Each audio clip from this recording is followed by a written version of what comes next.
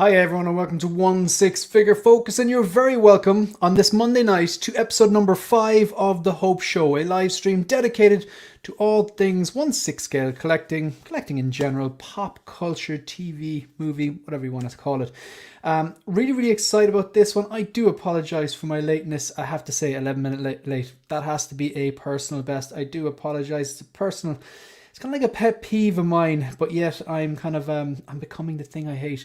So I promise though, for over the next few months, I'll have a bit more time off, and I promise I will be on time. And you can expect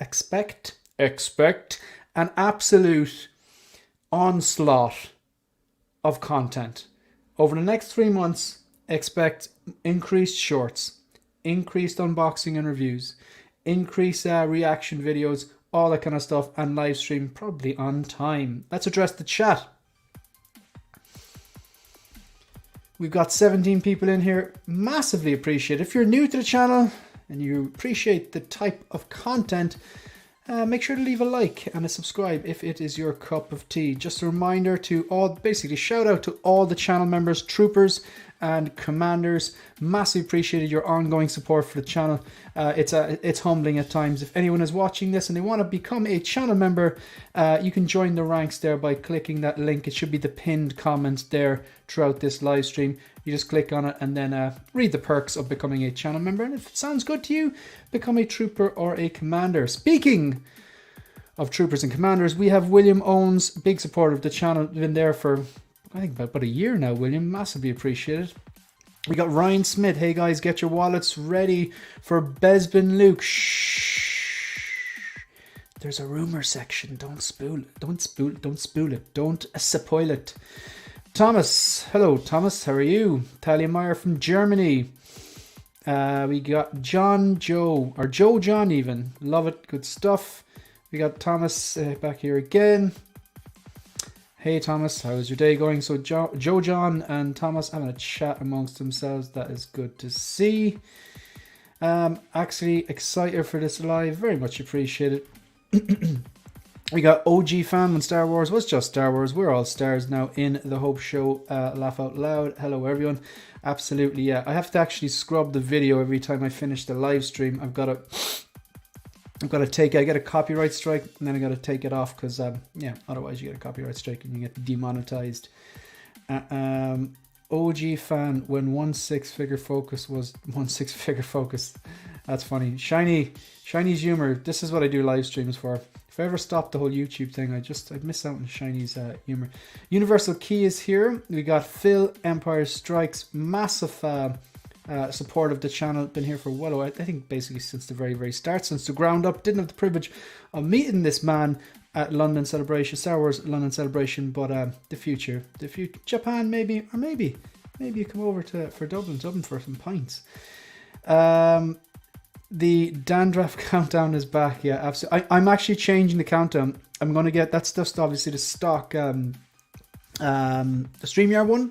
I'm going to make my own one, and a little short countdown, and then going to continue on. We got Malika Bain nearly skipped you. We got Payden, channel member. Alan, 6 Scale Gallery, channel member.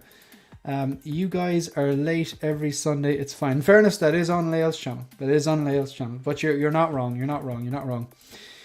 So you either die a hero or live long enough to see yourself become the villain. You know I have a soft spot for any quote regarding the Dark Knight.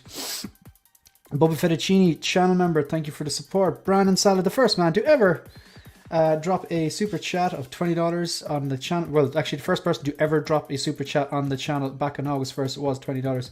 Massively appreciated. Thank you very much. I do appreciate that. Shiny. Remember how to become a member to fund Marilyn Manson's court fees. Yeah, you know, if we like, he's under the spotlight quite a bit. Not going to get into it, but man, I just what can I say? I love his music. If you think about it, if you stopped listening to any music created by, or films directed by, or art created by anyone who's ever landed themselves in a bit of legal trouble, there wouldn't be that much art left. But yeah, you know what I'm saying anyway. So Amber Heard, anybody? Tragedy Tales. Hey dude, hope you're well. I'm good, I'm good. A lot of free time. What happened? Did you retire? I'm not that old. Come on, I'm not that old. Malik Babain saying, love the t-shirt. They are 6-scale scavengers. They're available on the their merch store. So 6-scale scavengers. If you're not subscribed to them, you're probably doing it wrong, Malik Babain. But I'm sure you know them. Go on there and there's a link from their YouTube and they have a load of really cool designs. I believe they were designed by a guy called Roy Visser who streams them from time to time. Blue Tattoo, Josh is in the building. Great to see you. Did an episode of Visions there with Josh a few weeks back. Really enjoyed it. Tony Marine. Dude, every time I see your user handle, I don't know what it is, but I just think of Top Gun. Maybe it's the whole Tony Scott thing. I just think of the first Top Gun film, not the second one. I love the second one too. I actually think the second one actually is better than the first one, and that's probably sacrilege. But I loved both those movies, and maybe it's because it's directed by like Tony Scott, or maybe it's just his Marine title. But I always just think of Top Gun. That's not a bad thing. That's not a bad thing. All right, so we are up to date, folks. I don't want to hold you hostage. Obviously, this is episode 5 of the Hope Show, and we've got a lot to talk about. I put a lot of effort into this particular live stream, hence why I was a bit late as well. But look, this is what we're going to be doing. First of all, shout out to all the members. I'm up to 19 members now. I really did not see that coming, and I really do appreciate it. So first of all, the Trooper tier, we've got Mike. Gives a little bit of a space.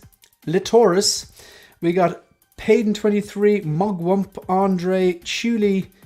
Did I skip someone there? No, I did not. Chuli, Bendu Windu, Collector Joey, Ryan Smith. And onto the commanders, we have Alan, who's in the chat. 6-scale Gallery, shout out to you, my friend.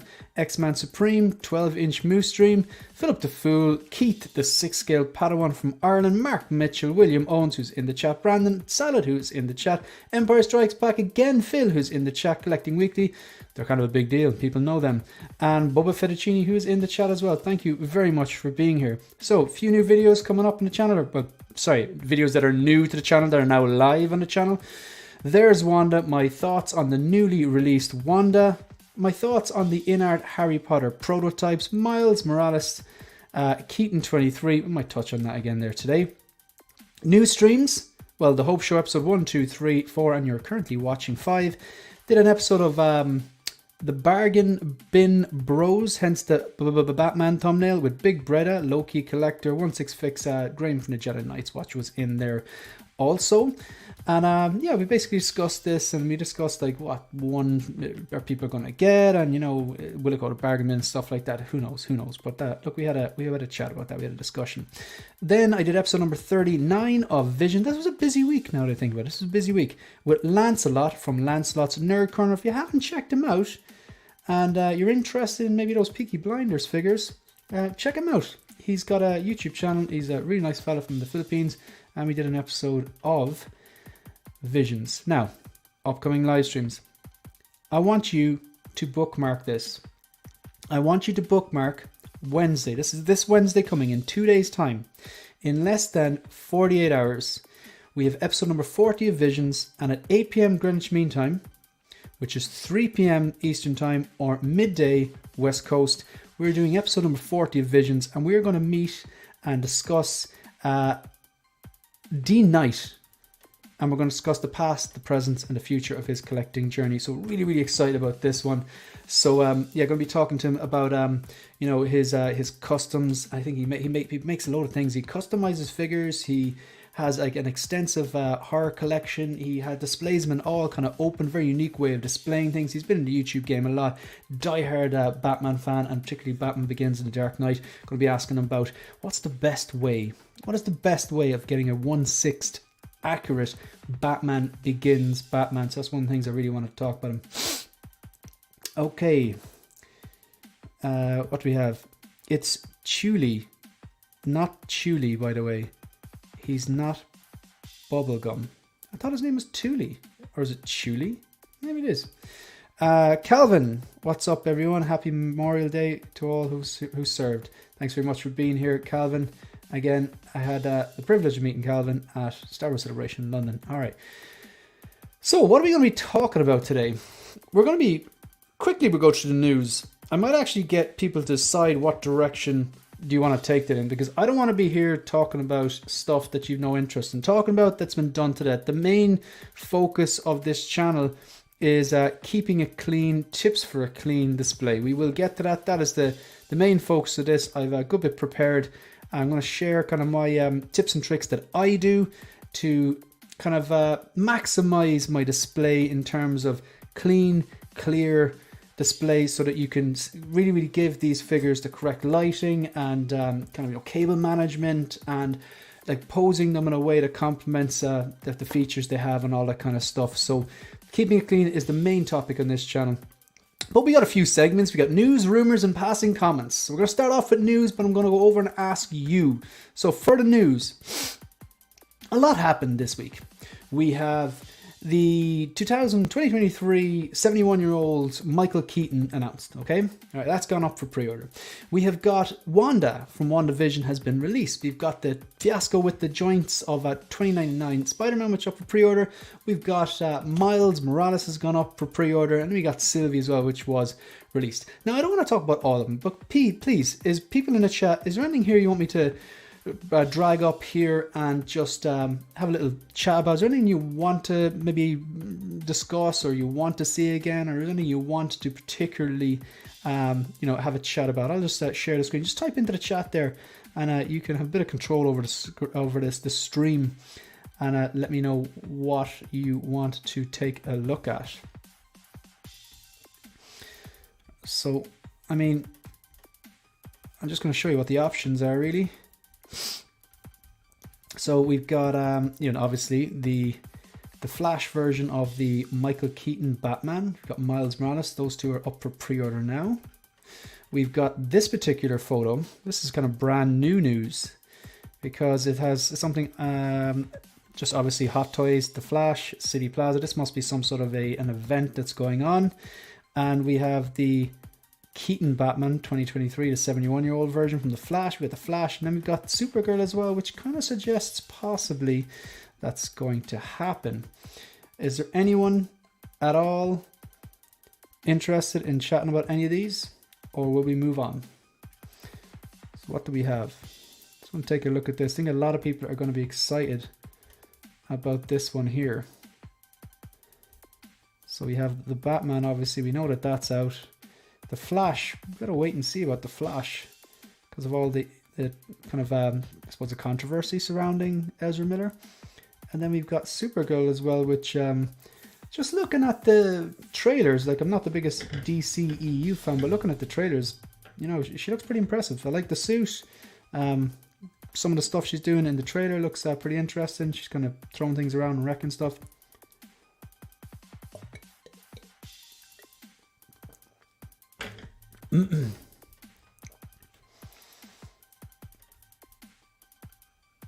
When's the Flash movie available for pirating? I'd say it's already on some sort of a dodgy stick. I would hope that Hot Toys comes out with Supergirl. Yeah, I think, well, this image looks, this is on the official Hot Toys Facebook, and it does look promising. It has her in it. It also has Ezra Miller's Flash in it, so I suppose we'll have to see. I love the classic Supergirl look, but she looks cool too. Yeah, I think she looks unique as well. The short hair and just I think the costume is pretty cool as well. We have Windman 42. How about the newly announced limited edition The Boss Man? Is that oh man, I'm drawing a blank here, from Daredevil. Kingpin? Is that Kingpin? I'm not sure if I have seen what you're talking about there, but the classic Supergirl with $20.99 would look amazing. I'm not so sure about that. I'm actually just going to put up something here. Again, like if there's any particular thing you want to talk about here, just let us know.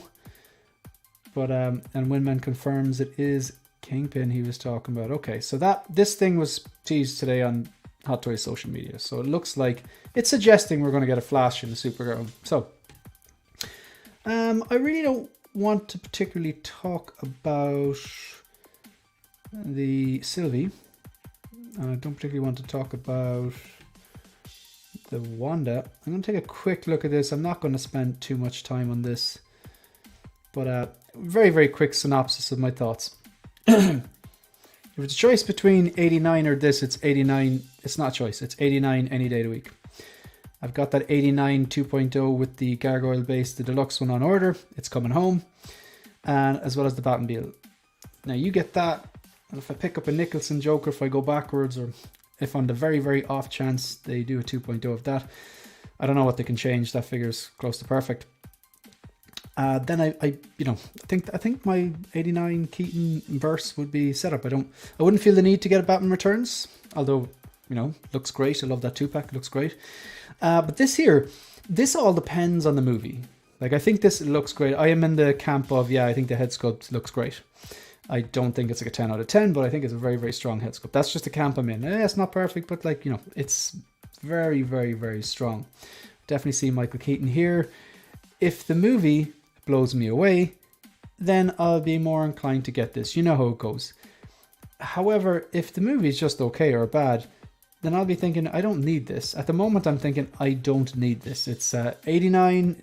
Batman was the first movie I remember actually really loving. The first thing was the movie that kind of got me into movies and got me into collecting and stuff like that, even as a kid.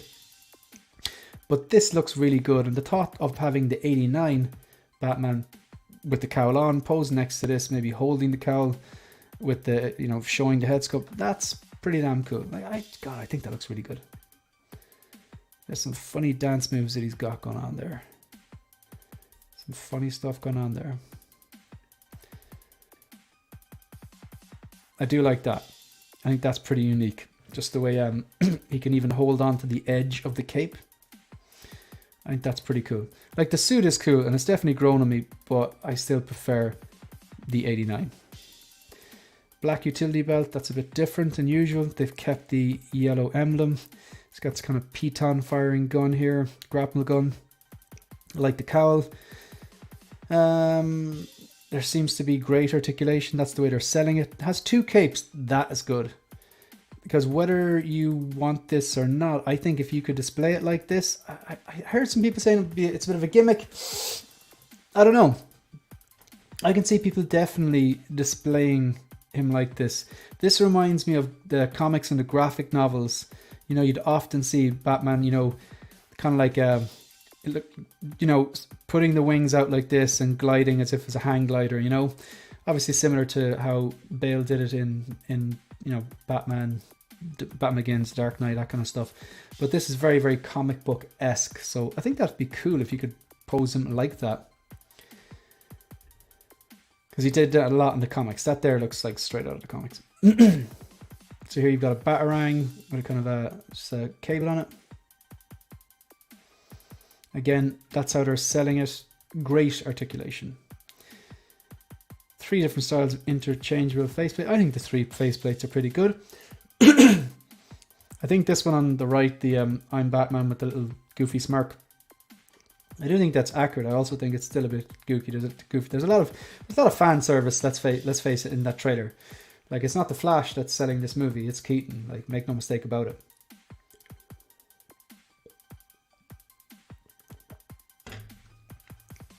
So I was just doing a bit of reposing, and I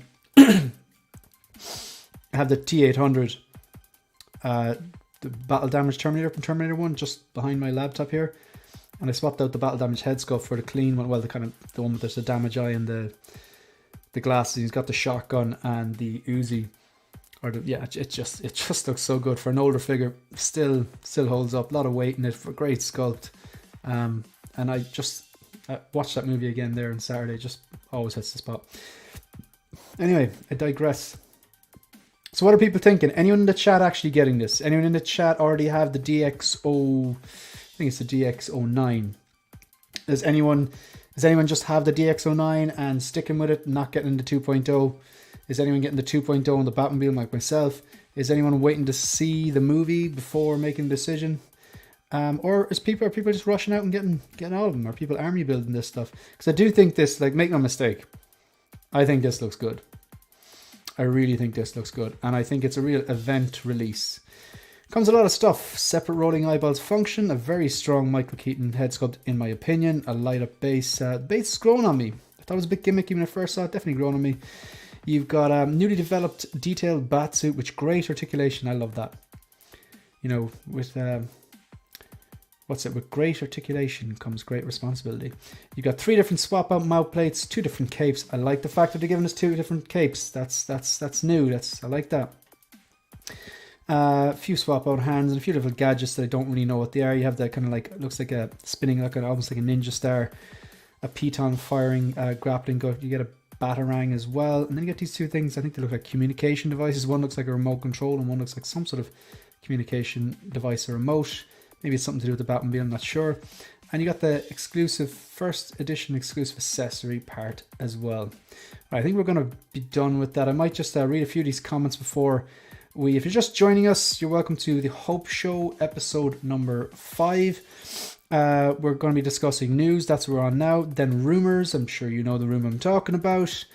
I'm going to do my address the comments section where I picked some comments from the videos over the last week and just kind of show you them. And then we're going to go into the main focus of this particular episode, this particular live stream, all about maintaining a clean collection, just getting your display a bit cleaner and kind of organized to showcase how good these particular figures are. Keith, channel member, Commander, thanks very much for joining in. Philip the Fool, another channel member, and of course we got paid in as well.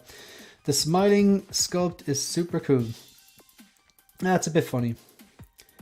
Hail Theoden King. I'm not sure what you're talking about that. I'm sticking with the 89 figure. I missed out in the first issue. I think I'm going to be in that camp unless I come out of the cinema going, that was amazing. Or, you know, solid at the very least. You see, Keaton has the draw. Like, it doesn't have to be the greatest film I've ever seen. But if he's good in it, and the film is okay, it might push me over the edge to get it. But at the moment, I think I'm satisfied with the 89. But I haven't seen a movie yet.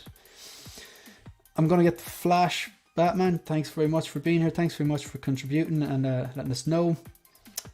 Getting this from my Justice League retirement home diorama. He's always on point, this guy. Always on point. We've got I have both of them pre-ordered. Big spender, blue tattoo. Josh, I have 0 Batman figures, but I think I might get this one. I'm a bigger connection to 66 Batman than any of the films, but I enjoy Keaton films a lot. So you're going to get this one, but you don't want the 89 reissue or 2.0. Strange. So you actually prefer this one than the actual 89 2.0. That's interesting. That's interesting. I got the DX09. Love it. No need to upgrade. Do you have a custom cape on that? I'm wondering because I've heard like basically everyone who's got the figure, a lot of people got the figure, they swapped out the cape for like a Jackson Zhu or a Tony May, and I do think it adds another level because I think that I do like that DX09. DX09 is the Batman, right? Yeah, because the DX08 is the Joker, but that DX09, did you swap out the cape? Because I've heard a lot of people swap out the cape. That was the only thing. Obviously, it doesn't articulate very well, but neither did the suit in the movie. It was notorious. He couldn't move his head. Tragedy Tales. I collect exclusively DC. I'll be getting both. Yeah, and that makes sense. That's your focus. I definitely want this and the new 89. Good stuff. Yeah, it's crazy but true. I like old Batman. Good stuff. And you know, this is what's interesting. This is what's interesting. And KC says yes. What type of cape did you got? Did you go Tony May or Jackson Zhu or someone else that I don't know, or did you make it yourself? Theoden was the king of yeah, I remember Theoden, but I'm wondering, were you just throwing out the quote in general on carded reviews? Yeah, definitely. I knew he was a character from. I thought maybe you were saying that Keaton looked like him or something. I don't know. But yeah. So hit the like, guys and gals. Thank you. Shane, did you miss my member milestone chat? I must have.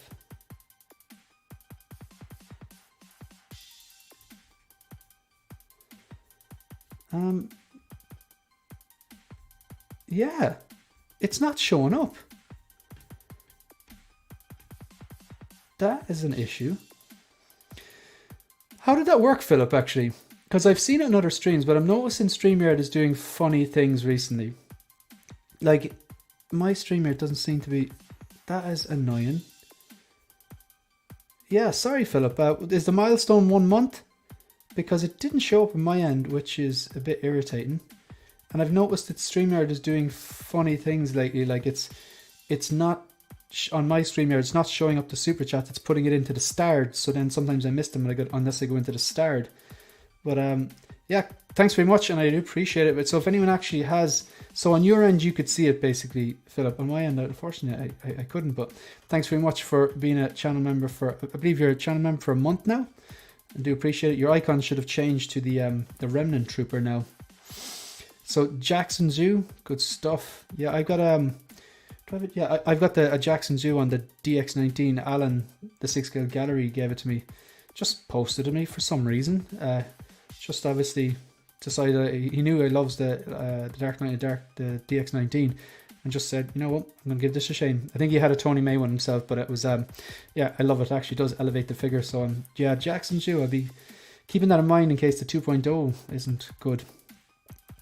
Or hit it. So you're talking about the like button. Having both the getting nuts as well as having achieved nuts Batman figures would generally look cool. That's quite funny. That's quite funny. And Shiny said Philip is now cancelling his membership. Please don't go, Philip. No, thanks very much. I do appreciate that. That's annoying though. It didn't come up to me because I would call out all of those. But I do appreciate it. But one advantage of being the channel members anyway, I will just you're kind of highlighted because you're different. You're green on the thing. So I do appreciate that. It might just be maybe the same thing happened in Leo's chat. He couldn't find a member chat either. Yeah, that's just strange. I wonder, it could be an update on StreamYard's part, which would be annoying. All right, really quickly, I want to talk about this other announcement because this one, like, kind of, I just really liked this. Let me go back for a second. There we go. This one here, this particular one. This is what kind of got my attention here. I liked Into the Spider-Verse.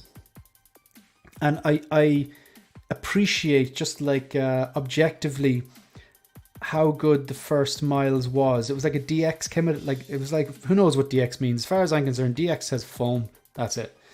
Like, it used to be, you know, you get 2 figures or at least get 2 different costume changes, or you might get like 2 different head sculpts, or you, like the DX13 there that I recently went backwards and got. I was lucky enough, I got onto Lime Rock Toys, trace one down for me, and I bought it off them. And they, you know, it was brand new. Like, it was like the box was sealed. It had little tabs for the inside of the heads with the battery parts. But that came with 2 jackets. It came with 2 head sculpts. It comes with an arsenal of weapons. You know, you got your, like, the grenade launcher. You've got the big massive machine gun. You got handguns as well. Heavily battle damage, heavily weather. 2 very good head sculpts. One of them lights up. Obviously, it comes with your stand. There's like the T1000 on it. And then it comes with a few other bits and pieces as well. But the Miles from the first movie felt like a DX without the DX label. It came with a lot of stuff. I know modern DXs, they're suffering a bit of shrinkflation. You're not getting the same amount and the price is going up and all that, yada, yada, yada. But it just seems like the only difference now with it, which separates the regular releases from the DX, is the foam, as far as I can see. So this here, I am a sucker for layering. And what I love here is you've got the Brooklyn jersey, you got the kind of denim jacket, and then you got the kind of like, you know, the kind of the puffer jacket over it, but it doesn't look, it looks the right amount of, look, the proportions look right. Like, he's not, you know, he doesn't look like the Michelin Man in it. So everything's cool about this, apart from obviously, you know, the fake Nikes. You'd have to get the 1/6 scale versions on that to make it screen accurate. The head sculpt, he has rolling eyeballs function, which is unique, I suppose, for an animated character. But yeah, I don't mind the hair. People have said it looks like popcorn, and now I can't unsee it. But the seam line here is very obvious. Because when I saw this first, I was like, wait a second, does he have like a swap out hat or something? Why are they doing that? I thought it was like, you know, like Snowspeeder Luke, you know, you take the helmet off and he has a funny like square head then that you connect the hairpiece on, or that kind of skull cap things he comes with. But yeah, they need to make that line more subtle. Now, I think this would look out of place in my collection. That's what I like about it. But my problem here is if I was to get this, I'd be displaying it like this, not like Spider-Man. One of my favorite figures in my collection is the Deluxe Homecoming from Spider-Man Homecoming. And what I love about it, and I've explained this multiple times, people are probably sick of me saying it, is he's dressed as Spider-Man. He's got a traditional Spider-Man suit. You know, he's got the red, he's got the blue. I also really like the movie, and Tom Holland's my favorite rendition of Spider-Man. That's besides the point. But you can incorporate a lot of the different accessories without making it look like you're trying to shoehorn them all in there. So I've got him on the hoodie with the hood up. I've got the headphones over the hoodie. I've got the yellow blazer and the school bag and science book. And it's like you can get a lot of the stuff in there, but it doesn't look really, really puffy. You just have them in a walking pose, and that's a set and forget. It may as well be a statue. It was a figure. It was the image that sold me on the figure in the first place, and I went backwards to get it, and luckily got it for a decent price. But this is giving me that kind of vibe. But if I were to get him, and I would have to go back and get the original version so I could pose him kind of beside this guy or behind this guy as Spider-Man. You know what I mean? What I like about the Homecoming one is he is Spider-Man, but yet you're incorporating the gear as well. It's kind of like, you know, it's got like that scene when he gets trapped in that big bunker in Washington, and he's kind of he's dressed in Spider-Man suit with his mask on, but he has all this stuff on him. So my point is, I really, really like this, and the casual look is what's selling me on it. If I was to get this, I'd have to get the Jordans, but I think I'd have to work backwards and get the original Miles Morales. But again, it comes down to the movie. It's a slippery slope if you're buying things you like that look cool for the sake of buying things you like that look cool. That's how you end up with no money, massive credit card bills, pre-orders coming out your butt, and like no space to display things. And then you get cancelling things and all that kind of stuff. That I don't do that. So that's why I'm so kind of picky about things. Now, if the movie blows me away, okay, then I'll consider it. But if the movie doesn't, it's just a no for me. This is one of those things that I can see myself coming back and saying that I pass on a lot of the things that I like. I pass on a lot of things that I really like to collect the things I love. Like 89 Batman over the Flash Batman. Easy, a very easy way of describing that. Where can I find out about membership? Looking forward to Dean Knight.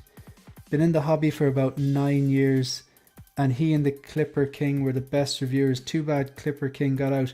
Yeah, I watched a few videos for Clipper King. I believe he was a big Dark Knight fan, and yeah, his reviews were very good. Like, and you know, I should have listened to him, because I bought the DX02 and it was the only time I unboxed a hot toy, which I was really disappointed by. And he did tell me like the pros and cons of it, but I was just so like, I had the blinkers on. I just really wanted that suit. But thankfully, like, you know, the DX19 is out now. So just to respond, where can I find out about membership? The membership, there, I'll pop the link in the chat. Just in the chat there, the link to membership is there, but it's also pinned as well. So it's on the pinned comment there if you're following, but I appreciate the question and the interaction. Tony Marine, I bought the Young Rich Toys Miles figure way back when the movie came out. I think it's an awesome figure, but no one seems to acknowledge that. I remember looking at that. I remember thinking it was pretty good. But I'm not like a diehard Miles fan. I really liked, I would say, I think it'd be unfair to say I really liked Into the Spider-Verse. I did like it. I thought it was a great film. I thought it was unique, and it did have my attention. So I'm told, I've heard that this one is better. I've heard that people are coming out saying that this is the best animated film they've ever seen. But like, I'm conscious of all that hype. People are hyping up The Flash to be the greatest thing since sliced bread. So it's, yeah. I already can hear Shiny typing some sort of a witty response about sliced bread. So I'm in love with the current Miles and Gwen. So had no desire for another, but when I saw the street clothes, Winman, I know exactly what you mean. And part of my, like, we all have the angel and the devil on our shoulder, and you know, the angel is the one who's talking the sense, and the devil's going, get it. And the angel's kind of going, come on now, you don't need that. Don't make a sucker out of yourself. So you got paid in there with the Peter chats. So Shiny, I haven't even seen the movies, but Hot Toys really seem to care about making these figures good for people.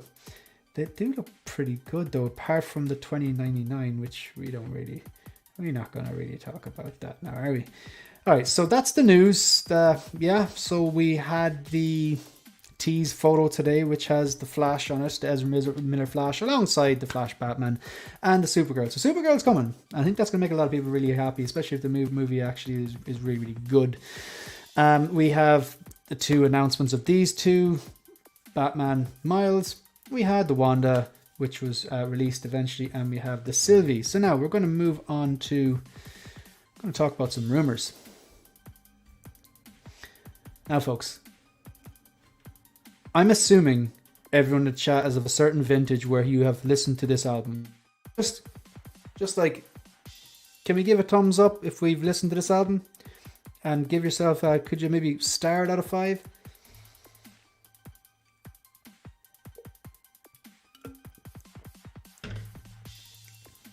I know some of you are probably working.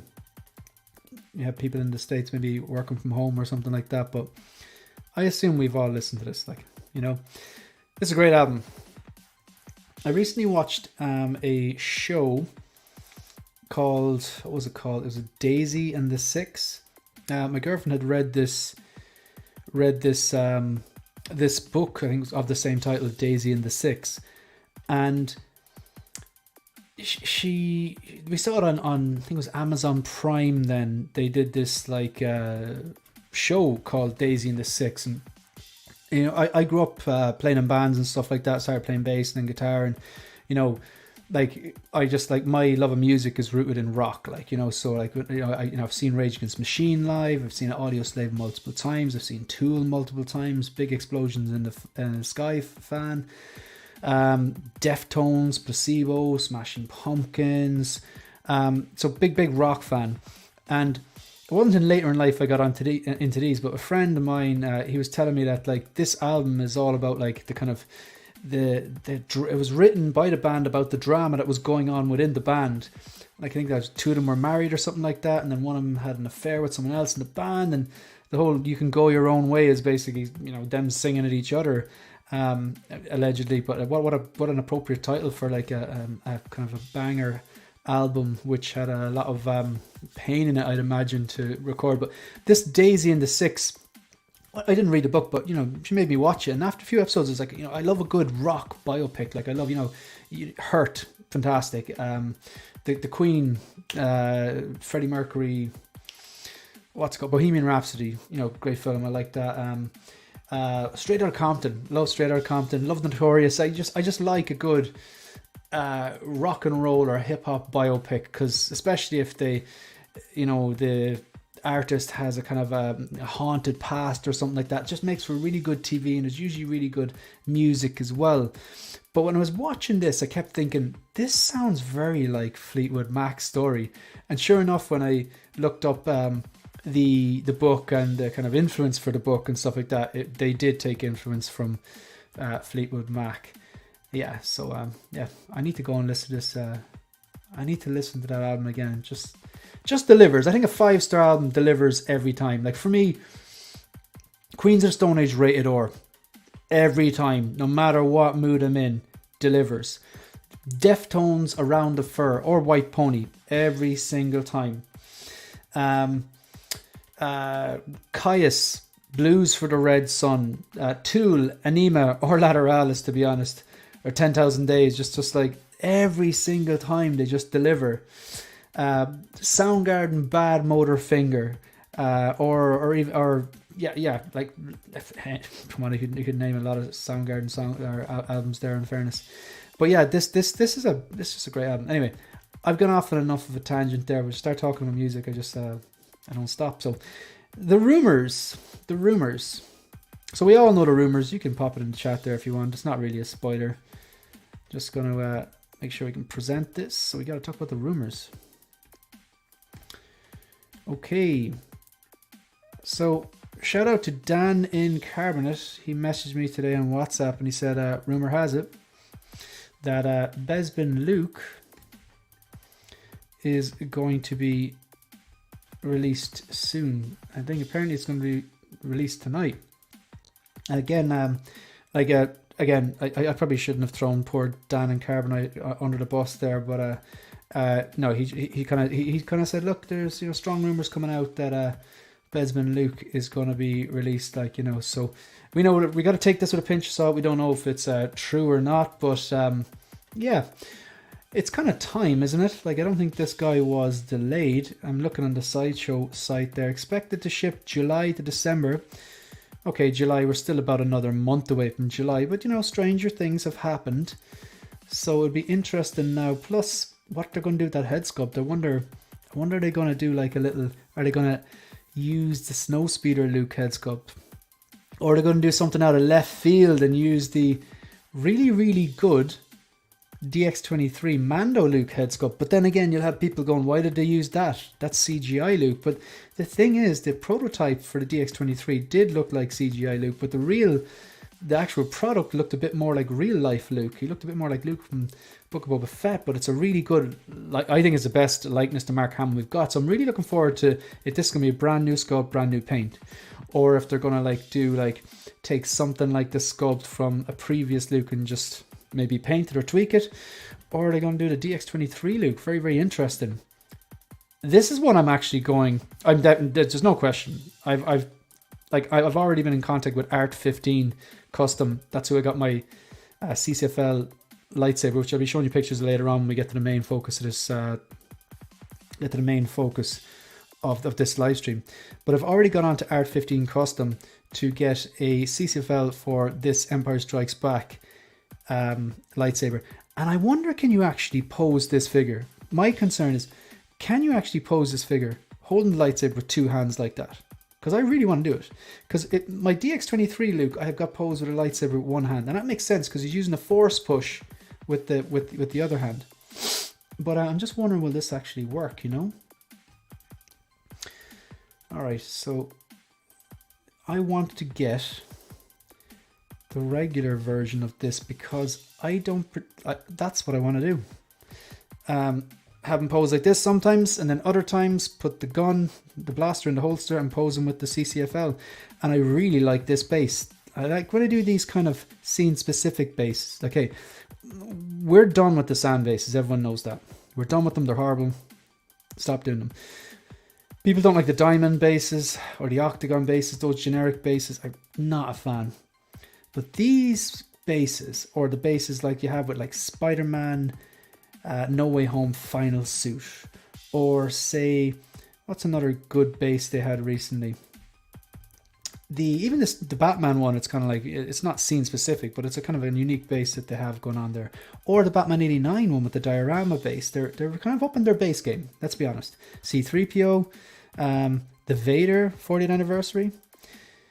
So this is what I want. I'm skipping on the deluxe because I want to save a few euro, but the main reason is because I don't think that Dagobah yoke looks very good. Oh, it's not here because this is actually... Alright, that wasn't very smart of me, was it? Oh, there we go. I'll show you. Yeah, I like this. This is mutton dressed as lamb. This is the hexagon, the normal hexagon base, which I was just kind of like saying they're not great, with a bit of plastic wood thrown onto the side. Not great. Now this accessory is pretty cool, but I'll get over it. I don't need it. I'd rather save the... How much is it? And no disrespect if you're getting this. So in euro, what is this? So basically 274 euro for the collector edition, the regular one, which I want. 60 euro. 50, no, that's 55 euro. Yeah, 25, that's 56, 57 euro. Yeah, that's a no-brainer for me now personally. Interested to see the chat. I want to know, like, people in the chat agree or disagree. So Boba Fettuccini says great album. So does Talia Meyer agree. Philip the Fool, the OG fan, agrees as well. Malik from Bain, appreciating the segue. Thank you. That's my rumors section now. And yeah, Trevor, I knew Trevor's mad into music. Tony Marine says, my wife's ears just perked up when she heard you say Daisy and the Six. Did you watch it, Tony? Did she watch it? Or did she read the book, or did you both read the book? I gotta say, I enjoyed it. I do enjoy, obviously a music fan. I really enjoy those kind of rock and hip hop biopics, and that time as well. It reminded me of Almost Famous. I love Almost Famous, great movie. And just that time. But yeah, I quite enjoyed it. I did really enjoy the drama involved and everything. Ryan Smith, giving the thumbs up as well. Walk Hard and Ray were both good as well. Walk Hard, is that the Walk Hard the comedy? Walk the Line. All right, yeah. So you're saying, yeah, not Walk Hard, Walk the Line. That's quite funny. That's quite funny. Philip the Fool saying White Pony is life. Yes. Loud Love. Yeah. Bad Motorfinger. Oh, there's another. I'm forgetting the sound. This is sacrilegious. Bad Motorfinger and Super Unknown. How did I know? Super Unknown. Good stuff. All right. I think it's the same head sculpt as Mando. The DX23 Mando head sculpt. Put it on my Endor Luke. Perfect Return to Jedi Luke. Good stuff. Good stuff. I also switched the hair pieces. Looks exactly like original Luke. Ordered 2 extra Mando Luke head sculpts and will switch out 2 Jedi. Good stuff. Good stuff, man, with a plan. Yeah, I gotta say, I love that DX23. Like, some figures I get and I just go, I know I'm gonna love this. For example, the first time I opened up the Mark 6 diecast. Or when I was lucky enough to work backwards and get the Robocop in the chair. Or the Battle Damage T800 or the Battle Damage DX13. They're just no-brainers. I know I'm going to get them and be blown away. But some figures I get and I'm like, okay, this will be good. But then they're simple figures, but they end up blowing me away. Like the Alec Guinness Obi-Wan Kenobi with the excellent head sculpt. Isn't that right, Trevor? Trevor doesn't like that one. Trevor says it's overrated. I gotta disagree with you, Trevor. And I like you. I have a lot of time for Trevor. When am I coming on the 6-pack again with you? I'm probably banned now. But yeah, that Alec Guinness Obi-Wan Kenobi. It's just a simple. It's a simple figure. I think the head sculpt's very strong. Comes with just a lightsaber, a few swap out hands, and you know the kind of the undergarments and the cloak. Really simple, but I just think it's a great figure. The DX23 was like that as well. I thought it'd be good, but it blew me away. And I suppose it helped that I paired it with the CCFL, which also just like blew me away. My wife said she's watching it now. She told me to tell you that she is a metalhead. Good stuff. Your wife sounds cool. And it's obviously the music in it. It's not metal, but it's very Fleetwood Mac, kind of classic rock or whatever. But it's a good story. Down the Upside, yeah. Trevor says wrong. I can prove it next time you're on, but it's all subjective, Trevor. No, but that'll be good. I definitely I've like I said, a bit more free time over June, July, and August. So I would absolutely love to come back on and talk to you and Tom. I met Tom a few weeks after being on this the 1/6-pack, just in the main stage in Star Wars Celebration in London. I was like, hey, I know that guy, but yeah, really nice fella, and I really enjoyed it. And you got the right idea: 1/6 scale figures and a 6-pack. I mean, come on, what could possibly go wrong? Right, so this is the rumor. This one is due for apparently it's going to release this week. You know, again, I have no sources. It's just that a friend of mine, obviously, like Dan, he is a source and said, yeah, apparently it's going to drop. Like, but just take it with a pinch of salt. We know that how these things work. Okay, so that is the news and the rumors. I believe we're back now. Passing comments. Okay, right, passing comments. So 99% of the comments I get on the channel are really, really supportive. And they're really like, you know, thanks for the video, or they're asking a question, or they kind of say, look, yeah, I disagree with you, thanks for the video, but I don't think that looks like Michael Keaton, or that it looks like Michael Keaton, or, you know, or, you know, oh, you're a bit harsh on that there, but, you know, everyone's entitled to your opinion. But then you get some like really, really trolly ones, or you get some really, really positive ones. So just, I just passed out a few of them. No real trolly comments this week, actually. So I just passed through a few comments. So this is just someone, just a little short they put up on the DX13. If you haven't watched this, it's like, it's I think coincidentally 13 seconds long. I just put the Terminator theme on it. It's just, I just scan around the head sculpt, and my God, it's an old figure, but it's a bloody good head sculpt. So Concrete Jungle saying it's fire. This was just a Leal, the 1/6 scale man, just woke up this morning and he said, love this. I'm going to show you this actual image of this. This is the fusion reactors that I got in during the week, lighting up the Mark 6 and the War Machine Mark 1. Martin G, I have great faith in Keaton. This is obviously in response to the Flash 2023 71-year-old Michael Keaton Batman. I'm getting it. Keaton have no problem saying no to the role if he doesn't like the script. I'm a hardcore DC fan, but I don't believe this movie is going to be the next great thing, sadly. I'm inclined to agree with you, Martin. I'm inclined to agree with you. But I'm sure Keaton's performance will speak for itself. And that head sculpt, it's just too good to pass for me. My favorite character, he's coming home for sure. And I appreciate that logic. Like some people, I typically need things to be a triple threat. I kind of need things to be... I need to love the character, I need to love the source material, and I need to love that version of the character.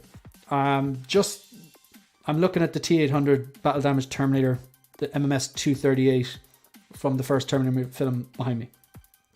Love the character Terminator. Come on, it's just a classic cinema character. Love the source material. I don't have to finish that sentence. And I love this version because it's like, it's the more simpler version before like the breakthroughs and the groundbreaking CGI and computer generated images and stuff like that that Terminator 2 had. And he's just very, very simple. He's got the boots, the kind of khakis, the leather jacket, which is actually pleather, but there's nothing wrong with it. It's just the way it's supposed to be. And it's just that classic, like, just a classic Terminator look from that police shootout scene. I know he had a few different looks in that movie, all great. Like, I love the tech noir one. I don't have that one with he has the hair down, the kind of floppy hair, and then obviously gets burnt off when he gets caught in fire. But even with the glasses, like, it's just bloody cool, man. But yeah, but my point is that I kind of do need the film to really, really I do need the film to kind of be good for me to get it. There's a few exceptions in my collection, really. But yeah, but I appreciate Martin's point of view because, you know, it's unique and it's different and not everyone is the same. Like, and I totally appreciate that. And of course, the time taken to go in to actually to watch the video and then comment on it. You know, people take time out of their day. I love this one. I think it's kind of funny. Clone Wars hating is blasphemy. In fairness now, I wasn't actually Clone Wars hating. I was just saying that I'm on season 4. I'm working my way through it. It's like a wet week. Slow. And yeah, I'm starting to kind of enjoy it a bit. The first few seasons, no, not really. But they're kind of... I'm getting there. I'm getting there. But yeah, so I think this was a bit of tongue-in-cheek here from Connor. But yeah, it's funny. People love the Clone Wars, but I didn't particularly like this sculpt on this one. Okay, so we are now... I put this poll up on the community tab of my channel during the week. And I wanted to give people a bit of control over what the main focus was going to be of the Hope Show episode 5, what you're watching right now. And the poll just says, the Hope Show episode 5 is next Monday. It's today, the 29th. I'm looking for your help trying to select the focus of the stream. What topics are you most interested in? And so 33% keeping it clean, tips for a clean display. So as that was 33%. Anticipation, the pre-orders I'm looking for was 25%. Banger bargains, deals I've spotted, which was winning for a while, but that's 25%. And finally, wish list figures I'm watching. I just screenshotted this just today. So yeah, so that's what we're going to do. Keeping it clean, tips for a clean display. None of these tips involve actually cleaning anything. So kind of a bonus tip, get yourself some Windex and a lint-free cloth, but none of these tips are actually actually about cleaning anything. It's basically how to kind of, organize your display to showcase these amazing 1/6 scale figures, to really show them off and highlight the amazing head sculpts and paint apps and tailoring and the accessories and, paired out with a decent pose and stuff like that. Bob's your uncle. And again, these are just things I do. They're not going to work for everyone. So address the chat before we start. Thanks for the video. No problem, Tony. On the Besman Luke front, I got an email from the Devil's Workshop that they have him in stock. Interesting. Lies. Not by you, Joker J. Be careful. Tread carefully. Dogito, same here. Just got that email. Deftones are the truth. Yeah, give us your favorite song. Come on. It's very hard to pick a favorite song. I'm a big fan of My Own Summer. Or Feet Sierra, I can never pronounce it right. First track off White Pony. Back to School, Pink Maggot, Change in the House of Flies, Be Quiet and Drive. Oh God, great songs, great songs. Even some of their newer stuff is still really good. What's that? There's one song. Oh, there's one song I use in my reels a lot, and I really like it. Something's not Swerve City. It'll come to me, but I really like it. Made it to the stream. How's it going? Martin K, how are you? It's going good. You're actually right in time for the main focus of it anyway. Malika McBain, I'll be back. Shout out to the 36 people who are watching live. Very much appreciate you. If you have not yet done so and you're liking the content, hit the like button. And also hit the subscribe button if you like it.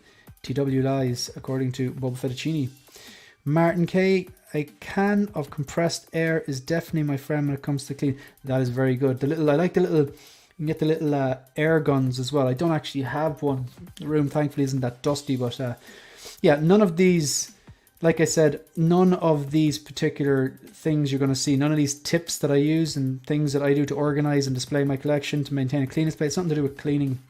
It's all to do with organizing more than anything. Now I think these are going to die. So I'm going to have to just get rid of these quickly now. So 1 second. So what I'm going to do first of all, give me a second. I'm going to get rid of the music. And I need to change the mic. Okay. 1 second.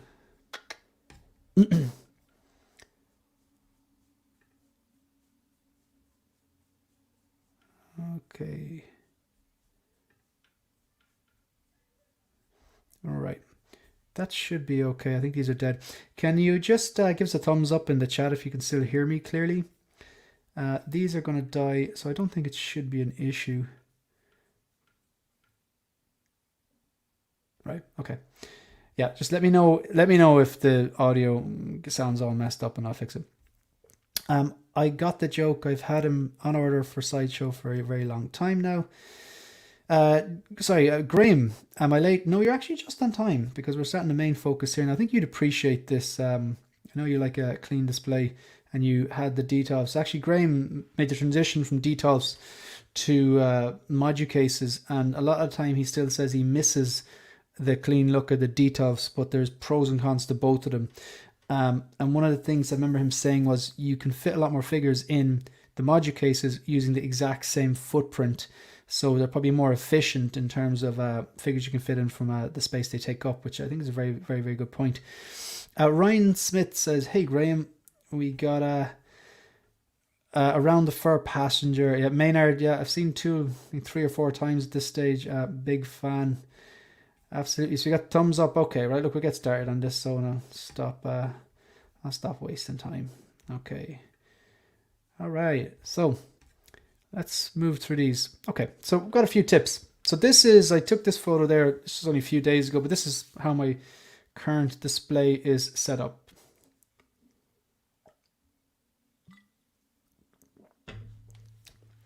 Okay. I know when people say they're very house proud, I'm very display proud, you know, like I kind of put a lot of time into kind of organizing it the way I want it, because these pieces are quite expensive, and you know, everything's getting more expensive. And I think if you're going to buy these things, you want to really display them and showcase them and light them in a way that really makes them look valued. And like 99% of the time, this is just purely for me, because 99% of the time I'm the one looking at the collection. The only time anyone sees the collection is if, you know, guests come over and they want to come over and just, you know, my friends, whatever, check it out, or family members, whatever, or on streams, stuff like that. 99% of the time, it's got to look good for me because I'm the person looking at it 99% of the time. So should I say 100% of the time? It's got to look good for me because I'm the one looking at it, the only one looking at it 99% of the time. That makes more sense.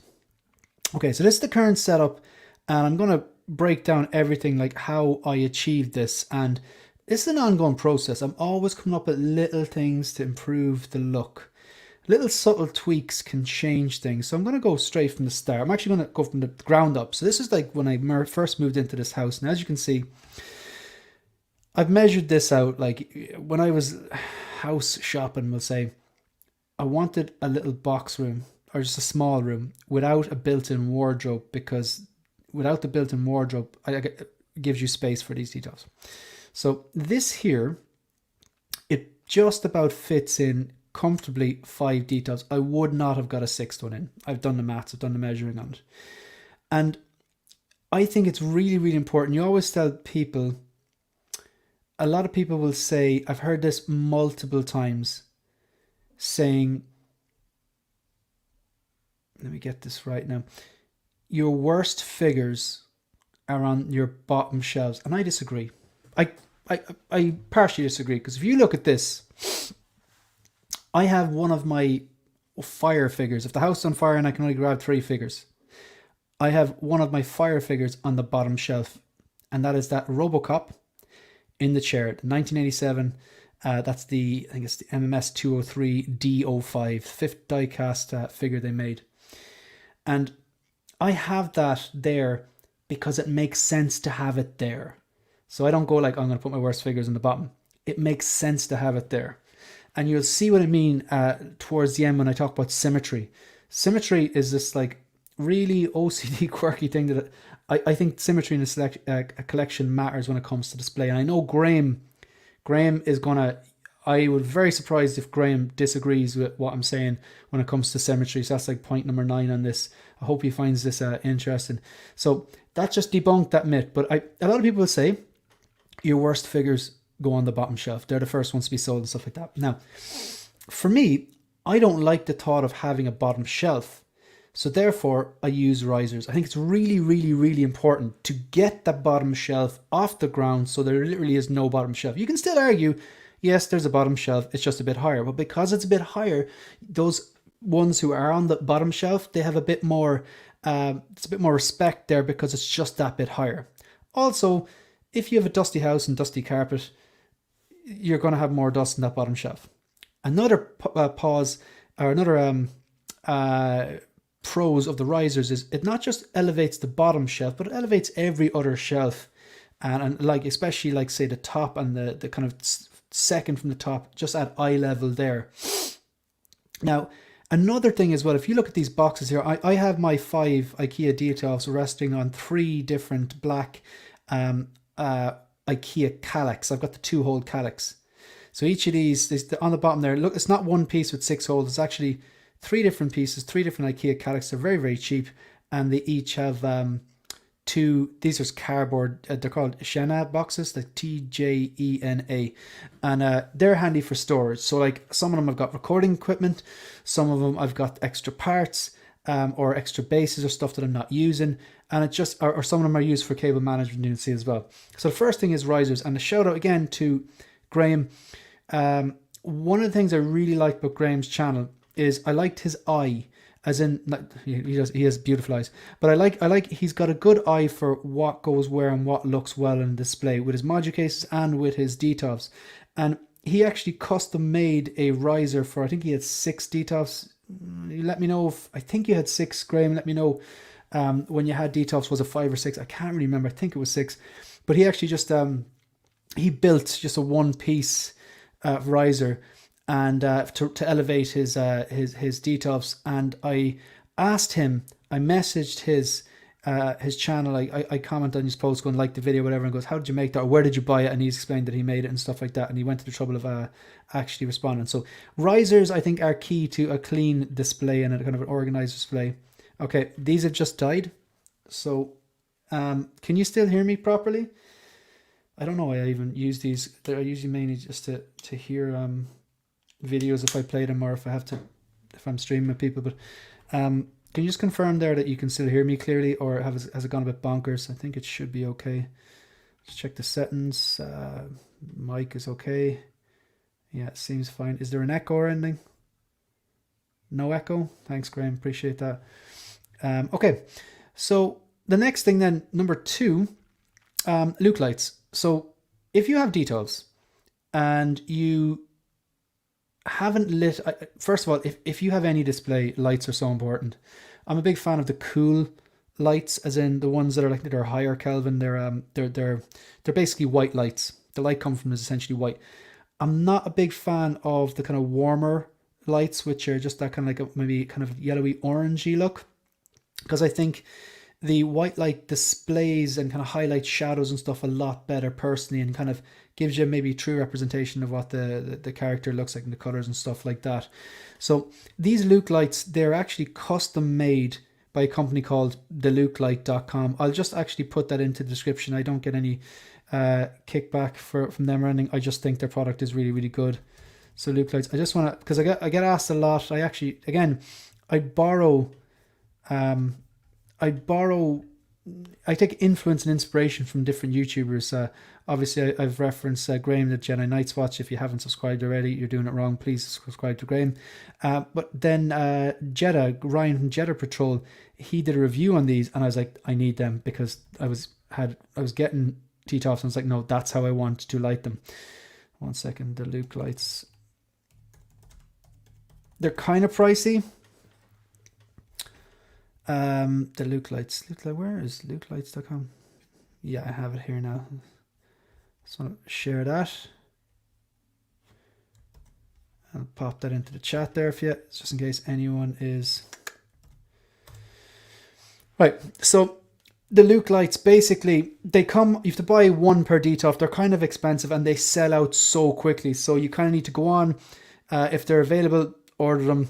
And if they're not, you can fill out a form and they'll let you know when they're back in stock. You can get the kind of warmer lights, or you can get the cool lights that I have there, that kind of white light.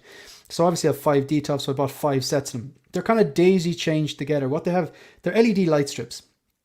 And there's one for each like roof of the DTOF, each cube. So it's like LED light strip, wire. And the wire is grey to match the grey aluminium support or frame of the DTOF, so it camouflages it a bit, and they're cut perfectly. So it's literally strip, daisy chain, strip, daisy chain. So it's like strip, wire, strip, wire. So LED strip, little wire, LED strip, another little wire, and does that 4 times, and then it goes into a USB.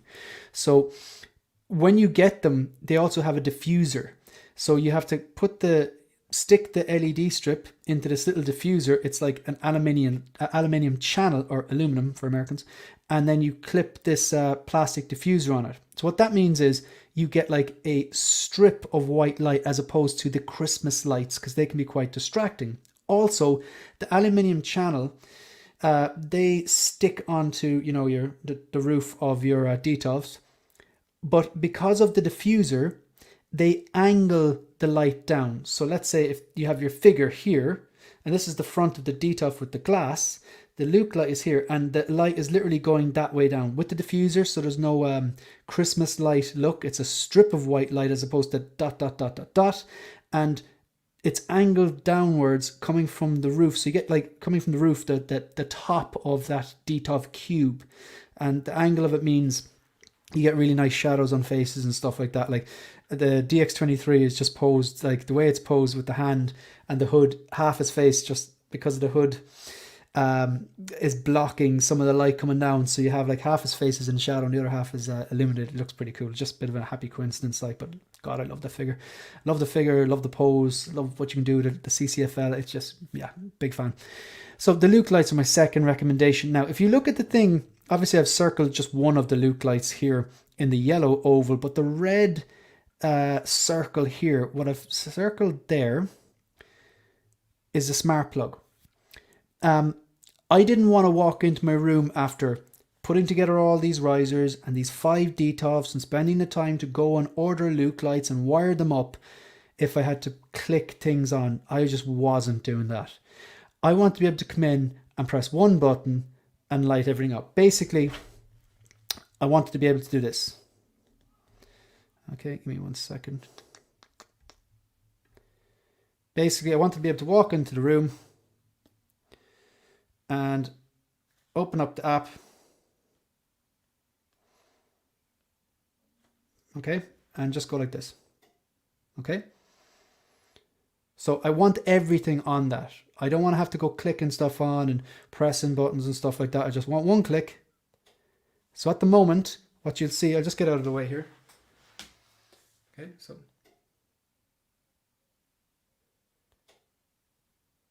Okay. So at the moment, everything display you can see behind. So that's the Luke lights that are lighting all the individual cubes of the DTOFs. The fusion kits, which I'll show you close up. It's hard to see there, but you can see that you can make out the lights there, the Mark 6 eyes and the chest reactor there. But I'm going to show you a close up picture of that later on and how I wired and stuff like that. And obviously the CCFL, I'm in backwards land here. Yeah. So the Luke lightsaber. So at the moment I press one button, the smart plug activates, and then it just turns everything on. The Luke lights, the CCFL saber, and that's the first of a few I'm going to get. I have a few in mind, and the fusions, and the same, I have a few fusions I want to get at. So it's very, very, yeah, pardon, I'm just happy with it at the moment. Okay, so we'll just go back to that then. So this is the interface here. This is a Nedis smart plug. Now you can get loads of different brands of smart plug. I wanted to get the Philips Hue smart plug, but the shop I was in didn't actually have them, and I realized, okay, this is like half the price. You just have to connect this. There's a bit of a setup. You press a few buttons and connect it to your Wi-Fi network, and then you download the app, and this is the interface. So you click on the app, this comes up, and you click this on and off, and you can actually get multiple different smart plugs. Like, of course, that defeats the purpose for me. I want one smart plug. Plug an adapter into that, and then into the adapter I can plug any USB hubs or single plugs for the CCFLs and stuff like that on one click. So that's what I wanted to do. So that was a big concern I had. So again, that limits, you don't have to go, there's no extra wires around, you don't have to go clicking buttons on and off. Of course, each one of those Luke lights, those daisy chains, those 5 Luke lights, one for each DTOF, at the end of that, there is a USB, and that has to plug in somewhere. So obviously the setup is smart plug, standard adapter, and then I plug this is the Manhattan USB 2.0 hub. So it's a 10 space USB, and this is handy because at the moment I've got 5 of them, one for each of the Luke lights, and then another one which actually has a USB plugged into it to a separate USB hub that comes with the fusion reactor kits that I've got for the Mark 1 and Mark 7. And I'll get to that later on. So the USB hub would be the next thing. So I'm just going to address the chat here really quickly before I go on to point number 5 or tip number 5. So just to recap, there is the risers, the Luke lights, the smart plug, and then the USB hub, because a lot of the stuff you need to plug all the USBs into this and then plug this into the smart plug. I think I'm losing behind there. This looks nice. Send me a pic of that armored Batman so I can steal that pose. I stole that pose. I stole that pose from Terry Smith, is it? From Sideshow. So if you go on to Sideshow's website, or sorry, Sideshow's YouTube page, YouTube channel, they do the How to Be a Poser series. Go back and find the How to Be a Poser that Terry did with Armored Batman, and I just lifted the pose straight from that. And it's such a simple pose, but it's very imposing, no pun intended. Okay. There's Graham in his eyes. Graham had 5. Literally had the cemetery discussion with a friend earlier today. Yeah, stay tuned to the end because yeah, there's definitely something in it, especially if you're like me and you don't like to overcrowd the detofs, but you're getting to the stage where you're like, you've a lot, you know, your figures come in, and you want to display more, but you don't want to pack stuff in there, you know, so you can definitely get away with getting more than one figure in a detof if you follow a few different things. Well, it works for me. My things have. Agree with the symmetry theory. Gives a nice clean look. We share the same OCD wavelength. Thank you. I appreciate that. We're not alone. I think a lot of us collectors.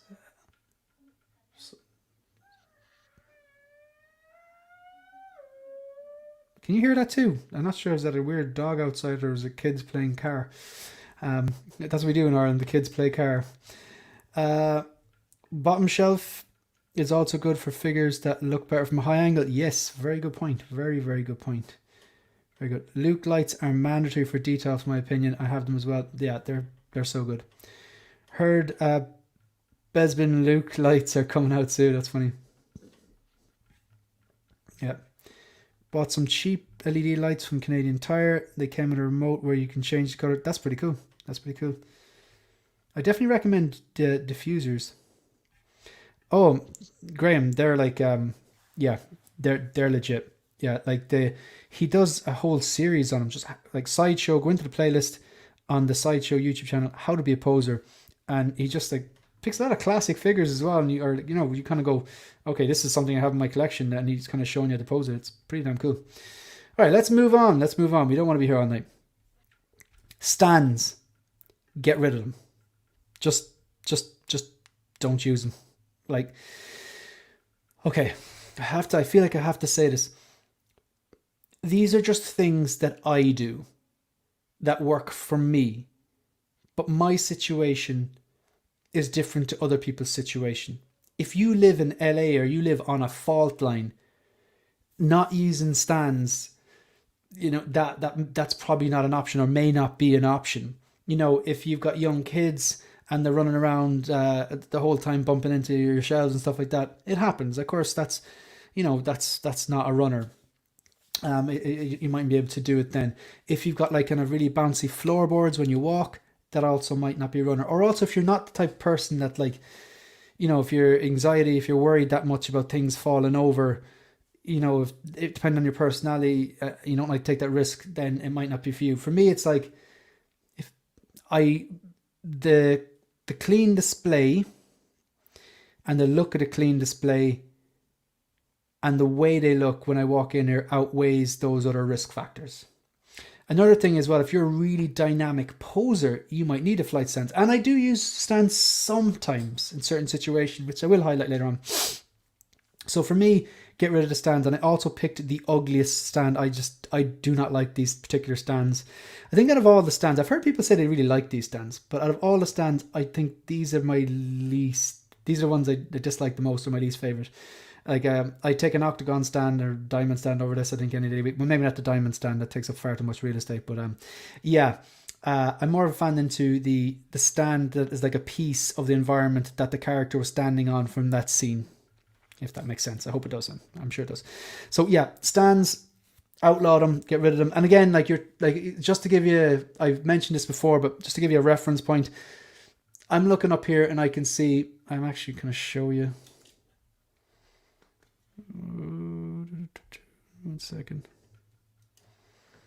I'm not sure if you can see that there. That's Iron Patriot on a floating shelf. It's about 2-3 feet above the desk, and I suppose in total it's probably about maybe 4 or 5 feet above the ground. And he has no stand, and that's Rocket on his shoulder. So a lot of people just don't do things like that, which is fair enough. But yeah, it's just, look, it fell once, but it's still in one piece. And again, like, people would look at that and kind of go, that triggers my anxiety. So like, yeah, that's fair enough. I completely understand that. But me, I just like the look of it, so I'm willing to take that particular risk. Dan, I already told the chat you were spreading rumors. I didn't even think I'd already thrown you under the bus, Dan, and said that you'd mentioned that Besman Luke might be coming out. Like, I hope that's all right. It's a bit late now. I probably should have asked you first, but the chat were kind of saying it first, in fairness. Like, but great to see you in the chat. I really appreciate it. Terry's a cool guy. Absolutely. Terry's got a Saturday morning show for anyone interested. Interesting. Is it on Sideshow's website or is his own?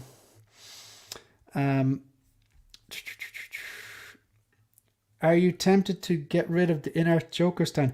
No, actually. And again, that is one of the situations where I think there's...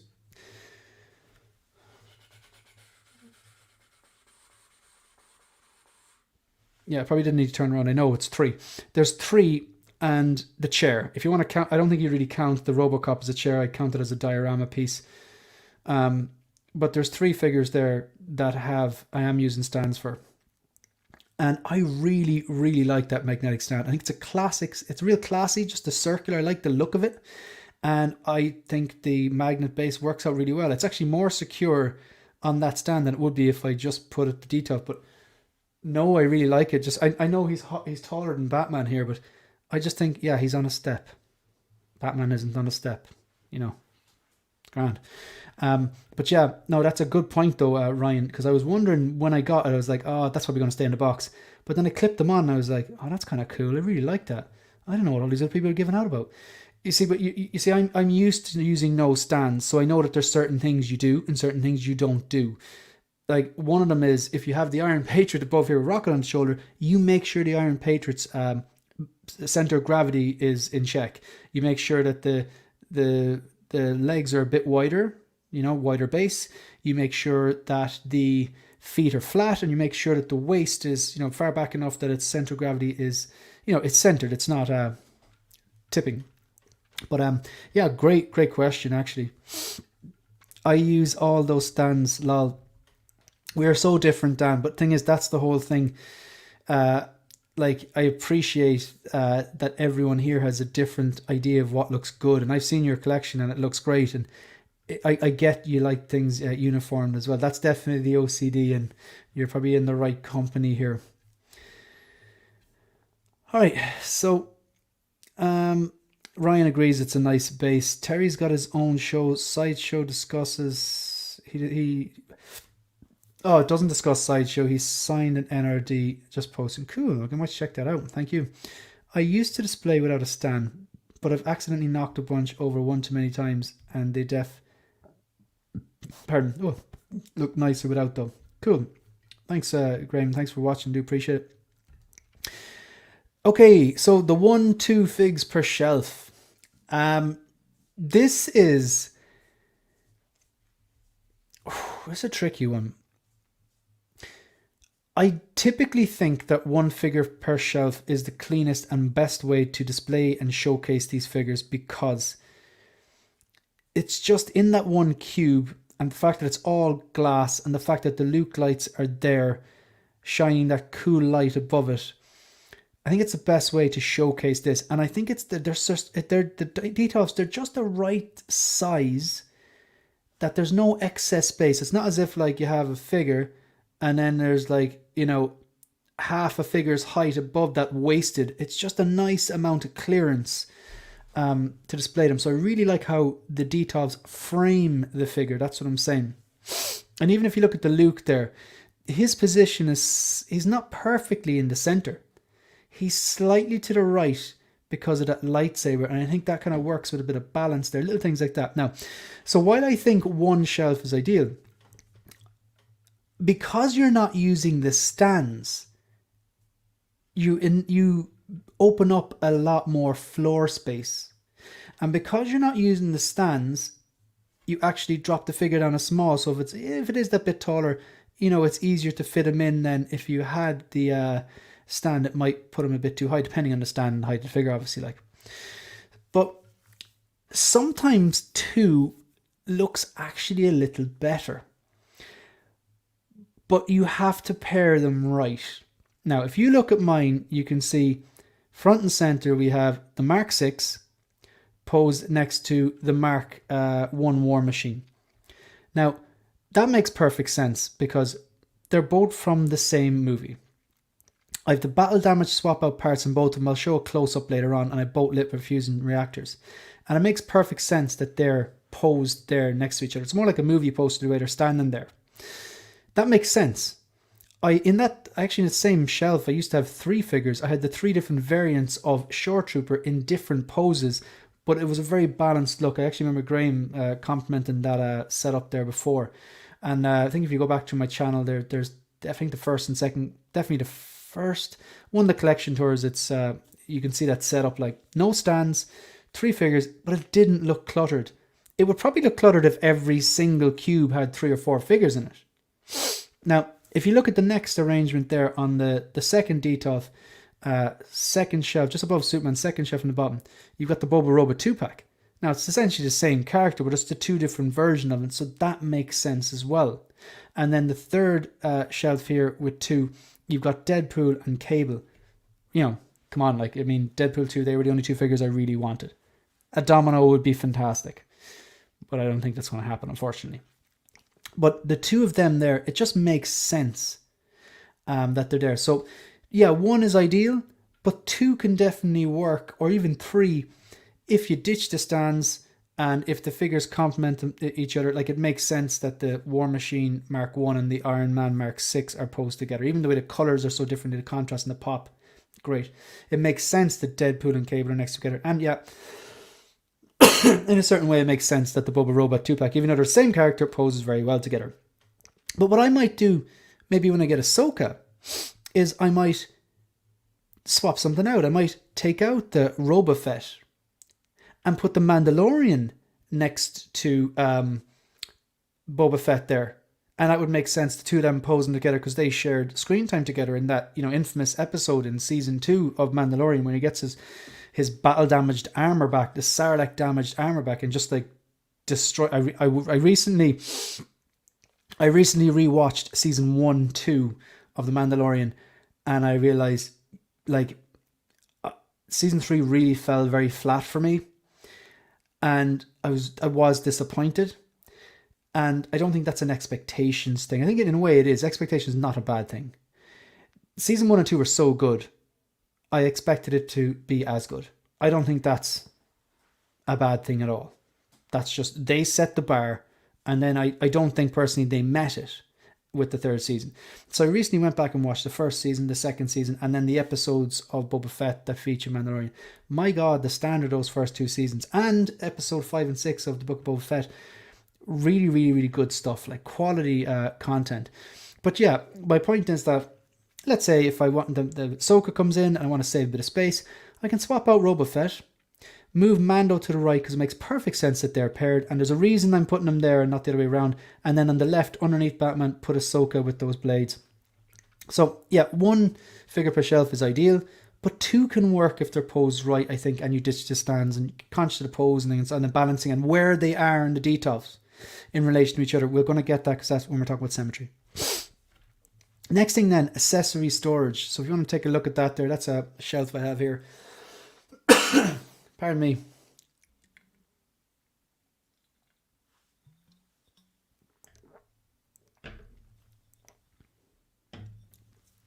Shout out to the 37 people watching in the chat. If you haven't done so already, consider liking and subscribing.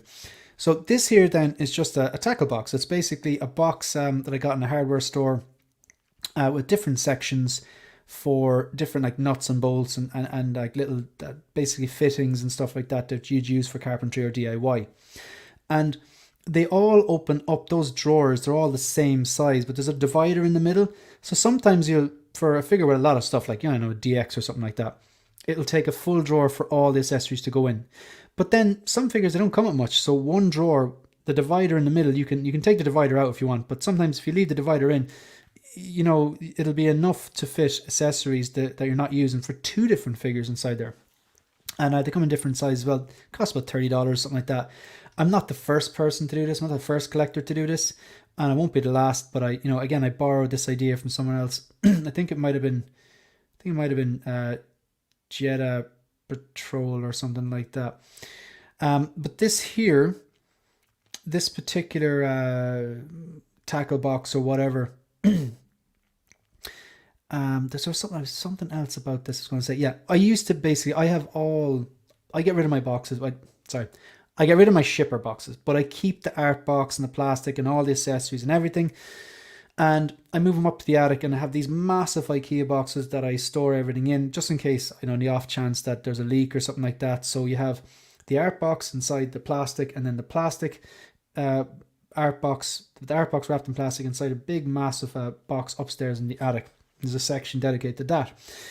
But then if I wanted to swap out accessories, I got to go up, and I got to go up to the attic, and then I got to open up the box and find the figure I want and take it, and there's a hassle.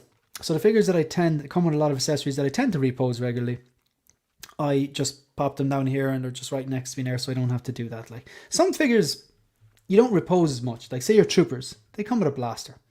You don't really, you know, you can repose them, but you don't need to get a swap out hand and stuff like that, or different weapons, because they don't really come with different weapons, you know. So you know, a lot of stuff stays in the box. But then you have something like the Beskar Mando, which comes with everything, or you know, the Terminator figures comes with a lot of weaponry. Or even that Boba Robot 2-pack or the Iron Mans with all the swap out parts. So this is, yeah, it's fantastic. It's just really, really handy. The 3-0 Transformers stand great without their stands. You can kick the teeth off when they won't fall. I love that. Most of mine are 2 pair. I have too many figures to go solo. Gets tricky. Yeah, and again, different things. What was the shout out? I missed that.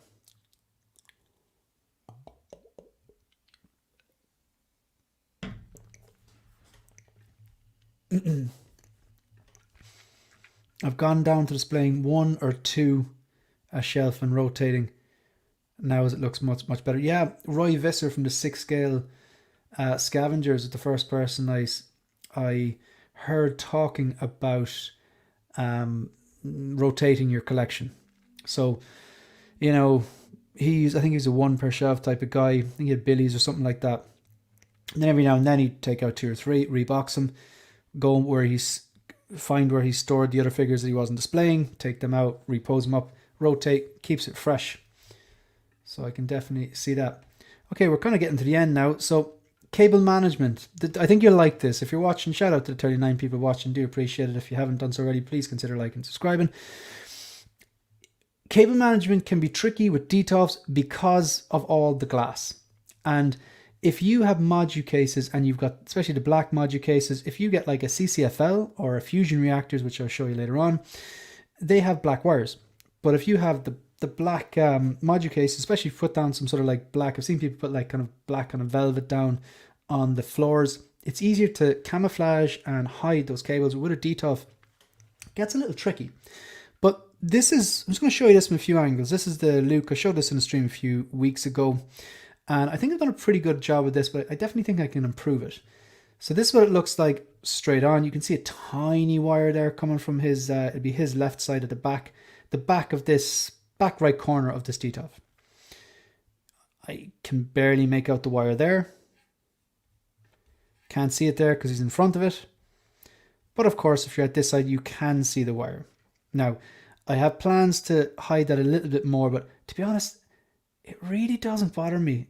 Like, I could probably definitely hide it a small bit more, but it doesn't. I mean, maybe I'll do it for a collection tour or something like that, but it really isn't bothering me. So what I've done here is, if you see the cable coming out his back, it's obviously, he's holding the saber. The wire comes out of the saber, out under the bottom of his cloak. And you can see in the back here, the grey supports the aluminium frames of the DTOFs. Now, if you see their little thing jutting out, that is a cable tie. And it's a grey cable tie because the Luke lights actually come with grey cable ties to match the grey aluminium frames. So when you hide the wires for the Luke lights behind the grey aluminium, the zip ties that connect the wire on and hold them tight, sorry, pardon me, they are very camouflage basically. And they actually come with a bunch of them. You don't used to, like, less is more. Like, you really only need like 1 or 2 for each section of the DTOF. But they come with a bunch of these tiny grey cable ties that you can use and cut off the end once you have them in the right position. So what I did was the same thing I did with the Luke lights. Now, the beauty of it, the Luke lights are at the front here. Actually, I just realized I've done a bad job on that Luke light here on the left of the front, but I'll come back to that anyway. So you cable tie it, You leave enough slack, cable tie it, stretch it down, because I have to drill a hole in the bottom of the DTOF to feed these wires out into the USB hubs I showed you earlier on, and just cable tie it. You cannot see it. You see that little bit of wire there, about an inch of wire then at the very, very bottom where I've drilled a hole, but apart from that, you can't see it. I just love this figure. It just blows me away. Now, these two boys.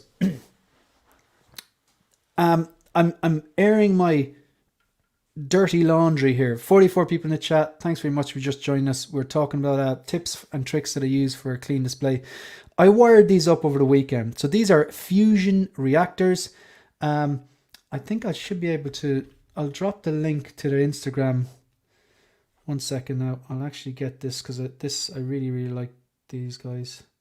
Give me 1 second. Okay, so I was very impressed by them.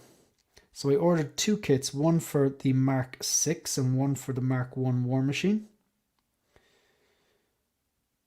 Okay, so I've copied that. I should be able to paste this here. They're on Instagram. They're called Fusion Reactors. And I pasted that into the chat there, right? Now, this guy's based in Australia. Now, you know, if you've ever, can you please, I want someone to please make me laugh. If you've ever put batteries into a die-cast Iron Man or die-cast War Machine or any like die-cast figure, if you put those tiny batteries in, could you please put into the chat how you feel about loading these tiny button cell batteries into Iron Man figures? I want to know. Please make me laugh. Very frustrating. So what the fusion reactors are, they're little dummy batteries.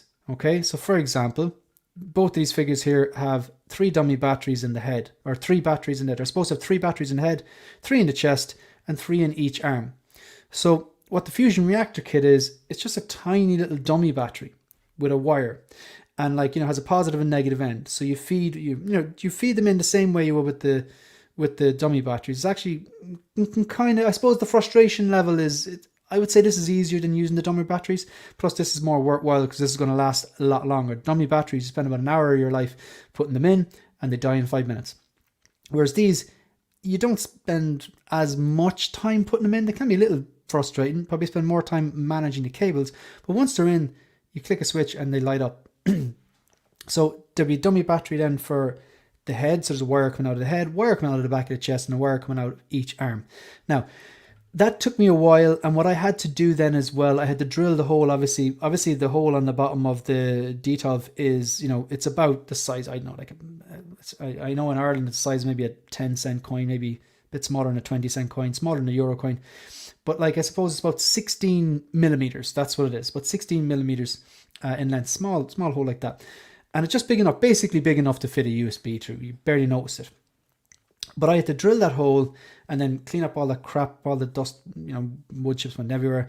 And then I had to wire both of these, which took a while, and then repose them and hide the wires behind them. And then I had to cable tie the wires down along using the grey cable ties along the grey aluminium supports, and then out the bottom, and I'll hook it up to the USB and get the app working and all that kind of crap. So by the time I'd done that, I was like, okay, I've done the hard work. I'll hide those wires in the future. So I haven't actually hid these wires yet. And Hendra, the guy who runs Fusion Reactors on that page I just posted, he was just saying, like, you know, just leave a bit of slack and just tape, just a small bit of tape there, the wire down the back leg and back thigh down to the ankle of each of the figure, and run them out that way. So the next time you see this, I'll be putting shorts up.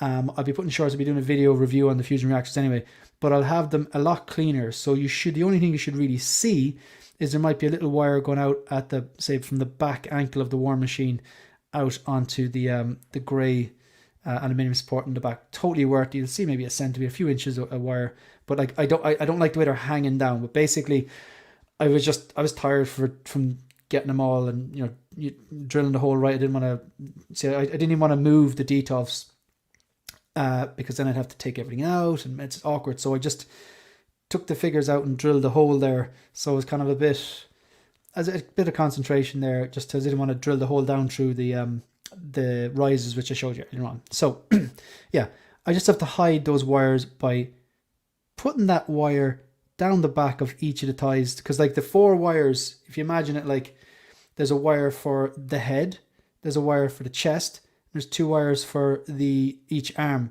and they kind of converge to 1 wire. So that wire then I've got to run down the back of the legs and just tape them out. So yeah, that's a bit of cable management. So now if you look at this, I've purposely done this. This is a photo I took today, right? This is literally taken about 2 hours ago. This is a photo I took today. Now, if you look at this, this is a photo I took a while back. Now, I doubt anyone can know the difference there. So, today, anyone spot the difference? Anyone in the chat spot the difference? Like, I know the angle is slightly different, but that's not what I'm talking about. I'm going to address some chats there if anyone can spot the difference there.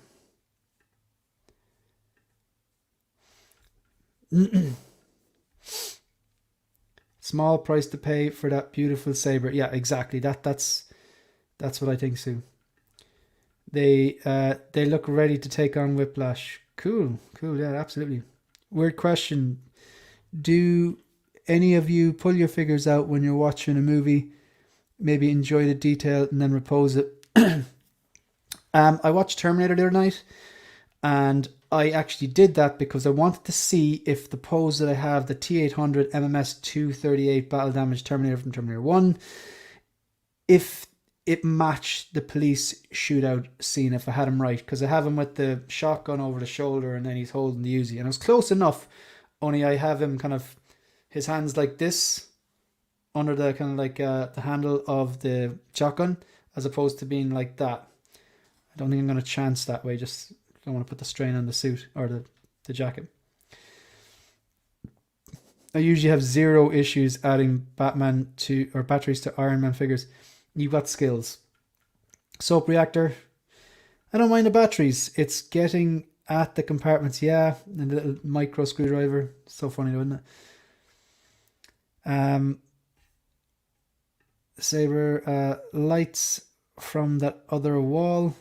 That's actually just light coming in the window. New lights in the display. You're kind of close there. So the difference is I wired this up there at the weekend, and here you can barely make out the wire there. But my point is that this here, the wire hasn't been added yet. So there's a slight difference. I know I'm kind of far away, but I'm actually 2 meters away, in fairness, not that far away. So there's a slight wire there. So my point is, even at the moment, I'm not happy with it, but it's going to be a lot better by the time we finish it. Okay. Finally, symmetry. We're kind of coming towards the end of the stream now. So this is kind of something that I really, I think this matters.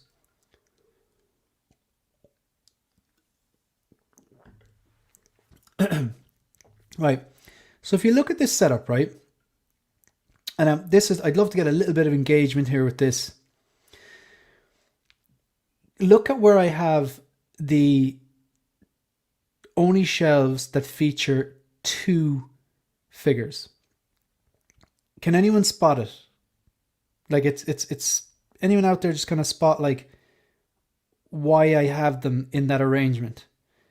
So you've got the War Machine Mark 1 paired with the Iron Man Mark 6. You got the Boba Robot 2-pack. And then you've got the Deadpool and from Deadpool 2 and the Cable. So why are they like that? Joker J, the game show's rigged. I couldn't see any wires. Joker J, you just made my day. I didn't mean for that to rhyme. That's very lame. Because, you know, it's... I thought I was going to get a bit of abuse by going, oh God, those wires look terrible. But I was actually blown away. I was really, really happy how clean I managed to make it look. But I still think there's room for improvement. Those fusion reactors, I'm not finished with them yet.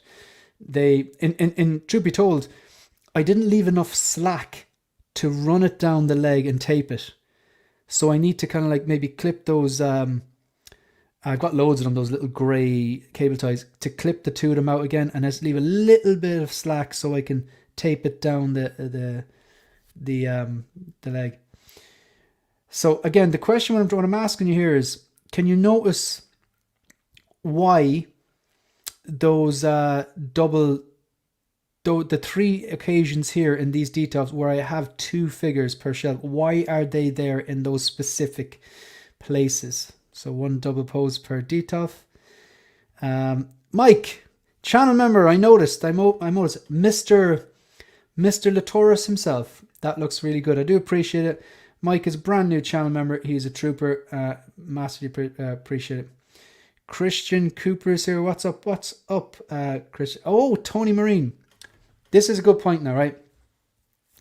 That Mysterio is not lit up. In fact, there's not even any batteries in it, Tony. Because of the angle of the loop lights and the cool tone bouncing off it, it highlights the details in the globe and makes it look like it's lit up. Fusion reactors actually do simpler kits. Like I just described how the Iron Man and a War Machine work. There's 4 wires, 4 dummy batteries, head, chest, and left and right arm, and then they feed into one wire and into a USB. But I placed an order for a few other kits. I placed an order for a Battle Damage Mark 85 kit, the Mark 47 kit, and the DX13 and the cable, because the light up eye. So the DX13 actually has one light up eye, and because I love that movie so much in that particular figure, I want that eye lit up.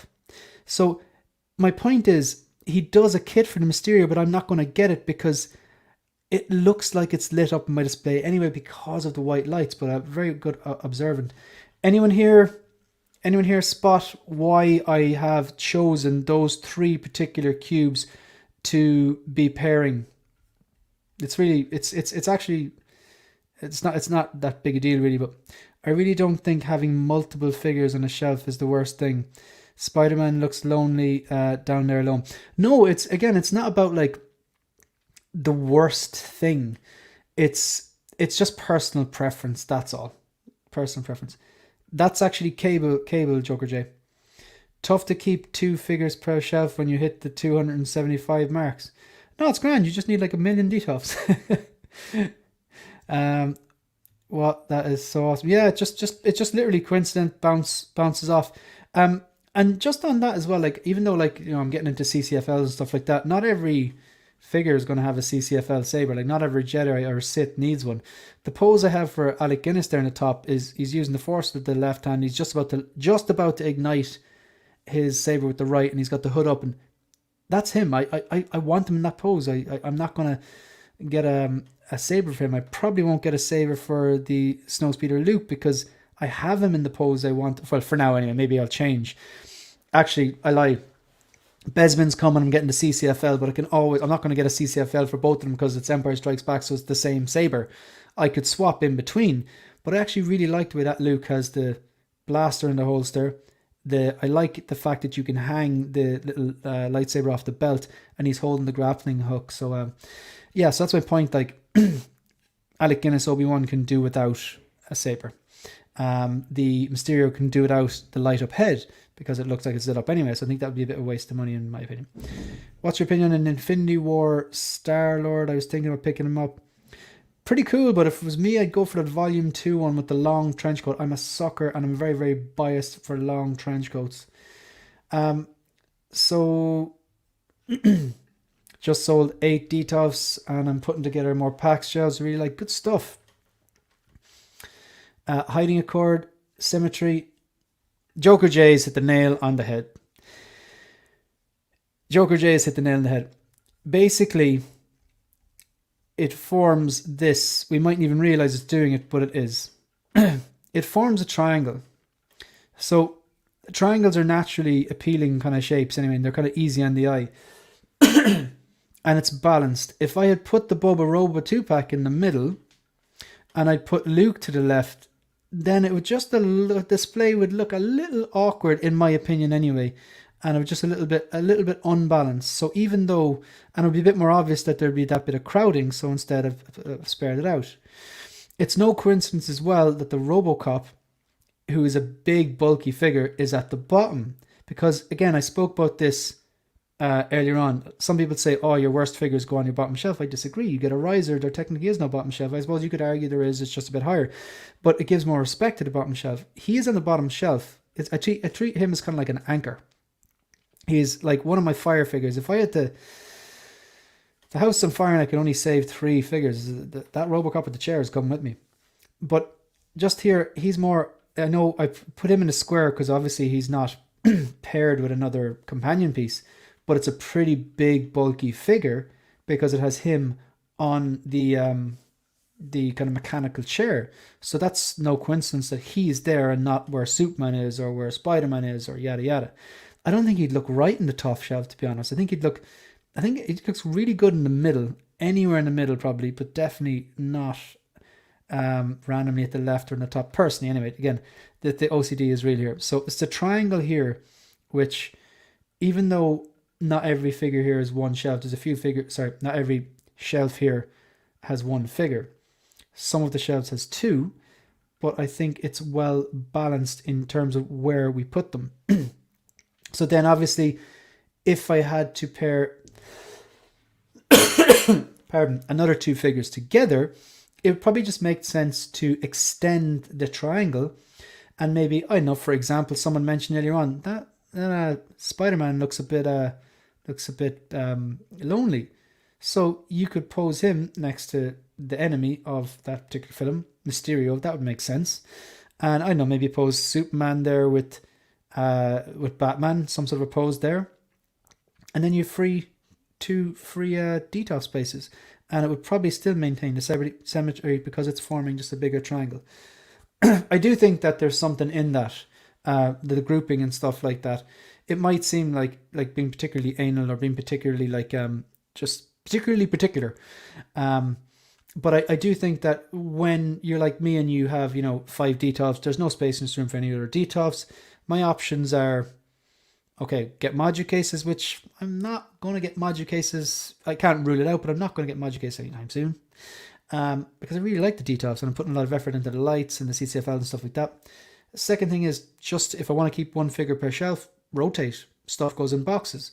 And I could see myself doing that. But then you have these really expensive, beautiful figures in boxes and it's like, that mightn't sit in me as well. But at the moment, I think this is a good kind of, compromise. You might have 1 figure per shelf, but it still looks well displayed, in my opinion. So, I'm pretty much finished now, but especially with Robocop being bulky, yeah, you're absolutely right. Having those 3 shelves with the 2 figures plus the Robocop, because it's weighted similarly in bulk to 2 figures, places that, yeah, you're 100%, you're on my wavelength. Yeah, we could definitely go for a pint together. My friend and I had similar discussion about grouping, put all the Star Wars together, force the eyes to scan every shelf. Yeah, absolutely. I thought that my OCD was bad. I can't get over how neat and clean this detail looks. And you know what? It's like, there are some of the poses I'm really happy with, and there's still some which are like, nah, you could do better there, you could repose that. And I'm looking at, I see posing with Peter, a lot of time he doesn't use stands, but he has very dynamic flight poses, and I'm definitely going to look into that a bit. Collector's Brain, I like that, that's good. Collector's Brain, that's a great idea for a live stream. So outstanding, lol. One day you'll get a larger display. I'd love to hear your rationalizations about posing in a large trophy style display setups. Right, okay, it's a little salty now, I think, Wolf Blood, but I'll allow it. So soon you'll be looking for the golden ratio in your display. Absolutely, definitely, 100%. And what's your favorite place to buy used Hot Toys? Used, oh god, in Ireland there's a site called, or it's an app site called adverts.ie, and it's actually really good. It's like an eBay, but there's no fees and stuff like that. And I picked up a lot of really, really good figures. I picked up that where is it? The Obi-Wan Alec Guinness. I think I got that for like $300. Like, thing was good as new. got the T800 Terminator 1 for like $400. Definitely got a few bargains on that, like no fees, people can let things go away a bit cheaper or whatever, like. But yeah, so I'm kind of wrapping up now. That's why I listen to Tool. Tool are fantastic and great stream. Thank you, I do appreciate it. That's pretty much it, folks. I think that brings us to the end. So yeah, I think that I actually do like that concept of symmetry, especially when you're kind of trying to manipulate relatively small display space. Yeah, but look, that's the end of the stream. I do appreciate sticking with me for 2 hours there. But that's it. If you haven't done so already, please like the video, subscribe to the channel, consider becoming a channel member, and yeah, I'll see you back here Wednesday, hopefully, for episode number 40 of Visions, where I sit down and discuss the past, the present, and the future of Dean Knight's collecting journey. So that's it, folks, and yeah, I'll see you. Good luck.